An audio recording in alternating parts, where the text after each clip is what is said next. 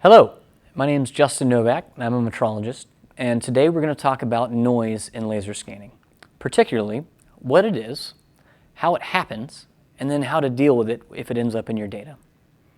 Most traditional measurement systems use tooling with a carefully controlled surface to reflect the signal beam back to a sensor, like the mirrors on an SMR or the reflective surface of a photogrammetry sticker. One of the advantages of a laser scanner is the ability to collect data without all that tooling. While this allows the scanner to collect very large amounts of data very quickly, the lack of control also introduces a new type of uncertainty into its measurements: noise. When dealing with point cloud data, noise is considered any data in the point cloud that does not represent the true measured condition of the object. In other words, it's bad data. Noise exists in every data set and generally is a result of either the ranging precision of the sensor, the surface condition of the part being measured, or the process used to collect the data. The ranging precision of the sensor is the easiest noise component to define and is usually listed as part of the technical specifications of the sensor. This is a systemic error based on the internal hardware components used to determine the distance measurements.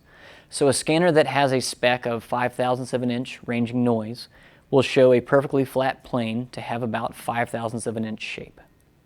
This error is compounded by the surface conditions and geometry of the object being scanned. Surface conditions. Wet or oily surfaces will often return no data, or at best, very low intensity data. Shiny or reflective surfaces often return data at a very high intensity, especially when the part is perpendicular to the sensor, and may return no data or very noisy data sets. Recent innovations in some sensors have vastly improved this capability, but most sensors will struggle with this sort of surface condition. Both very high and very low intensity signals may end up increasing the noise in a point cloud. Porous surfaces may be troublesome as well, as the beam may contact several surfaces at once, resulting in data that is noisy or slightly offset. The color of the object being scanned plays a role as well.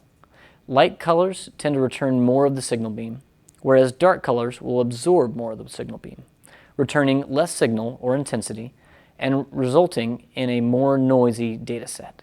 So generally speaking, a white matte surface will give you an optimum signal return for most laser scanners. The resulting data set should have very little noise. Conversely, a black shiny surface will give the worst possible signal return and produce a very noisy data set.